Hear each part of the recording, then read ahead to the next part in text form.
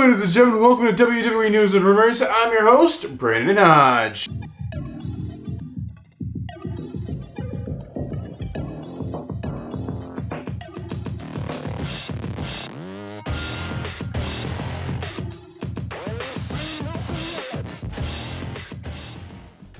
So this episode right here is brought to you by SeatGeek. Oh, such a shocker. Ladies and gentlemen, use code Hodge on SeatGeek and get $20 off your tickets for any event in the entire world. Need tickets? Use SeatGeek, just my last name at the checkout. Saves you $20. That's for first time orders only, so if you used SeatGeek before, you can just make a new account with a new email. Use the code anyway and get $20 off your tickets. Ladies and gentlemen, so we're going to jump into the first and actually only news story of the day. It's about Crown Jewel. So Crown Jewel, if you don't know, is now in the past. Crown Jewel has already happened. Crown Jewel basically was very, very successful on many different ways, so especially in the almighty dollar way. But basically, a viewership way, it was very successful as well. It actually broke a record. So it is actually past Clash at the Castle, which I find very surprising because Clash at the Castle, I felt like a lot of more people I felt like were into that than they were for Crown Jewel. But basically, it's past a Clash at the Castle for being the most viewed international pay-per-view in WWE history, which is just like insane to think about. Crown Jewel was it? Like, people watched that show. Are we talking live or just like total viewers or what? Because like, that show was extremely early compared to what people are used to. Like, here in the United States, you know, the shows usually happen at nighttime. They're usually like 8 p.m. This one started at noon. And a lot of people were busy during the day at noon. So I find it crazy to believe. I guess they're just counting, like, everyone as a whole, like, after watching the show live and all that. Because I know a lot of people I know who watch wrestling, they weren't watching this show because they were busy, because it was like the beginning of the day. Like, they had stuff to do. So basically, yeah, I guess they're counting everything. But yeah, apparently, according to the WWE themselves, Crown Jewel 2022 is the most viewed WWE international pay-per-view in WWE history. That means ever. Alright, ladies and gentlemen, so that's actually the only confirmed news story to talk to you guys about today. So you know what time it is. Ladies and gentlemen, go and get your juice boxes out. Get your juice boxes ready. Because, ladies and gentlemen, it is now time to talk about some juicy rumors. Alright, the first rumor of the day will be about, what's he even called anymore? It was the man, Seth Rollins. It's about Seth Rollins. The blondie, Seth Rollins. I don't even know what to call the guy anymore. But basically, the Joker gimmick, Seth Rollins. I don't know. But basically, Seth Rollins.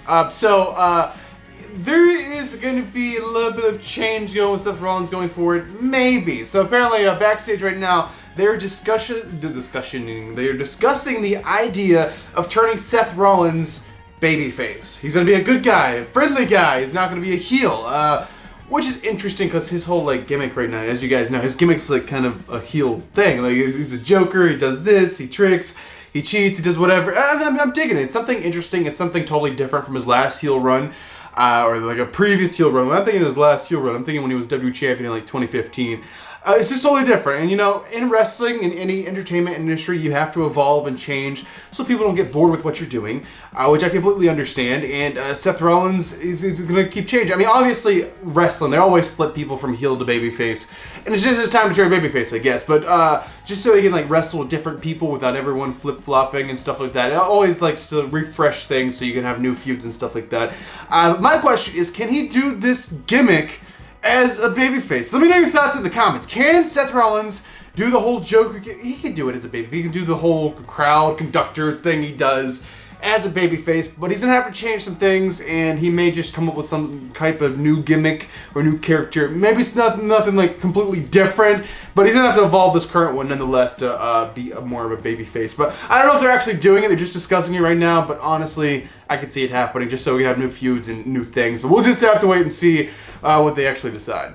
Alright, the next rumor is about our tribal chief and our undisputed Universal Champion, Roman Reigns, head of the table. So basically, Roman Reigns has been champion for a very, very long time. He's been champion like almost 2 years or over 2 years? I feel like it's over 2 years. It's been a very long time. And I'm not complaining. I absolutely love what Roman Reigns is doing. I mean, Roman Reigns struggled at the beginning, and we can all admit that, with finding the right character for the guy, finding what worked for him and what really fit him the best, and he absolutely, definitely, 1,000,000% has found it now. He's made it work. He didn't give up when everyone was booing him and hating on him.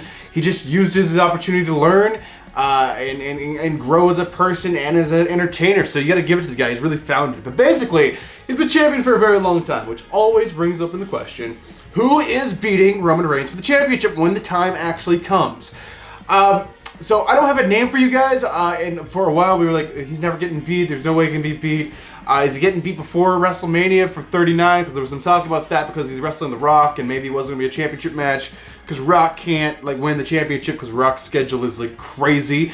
But basically, we don't know who it's going to be, but apparently Triple H, this is the rumor here, Triple H actually has a plan for who's beating Roman and how it's going down. So he actually already has that planned. Not to say that that's happening anytime soon, but Triple H just has an idea of what will happen when it's time to take the championship off of Roman. But I'm not saying it's going to be next year. Roman could be a champion for the next 5 years and go down as the greatest professional wrestling champion in history, even though that's not the longest reign in history. But, as far as wrestling a lot, that may be a record. I'm sure he's already broken a lot of records, and he will as his reign continues.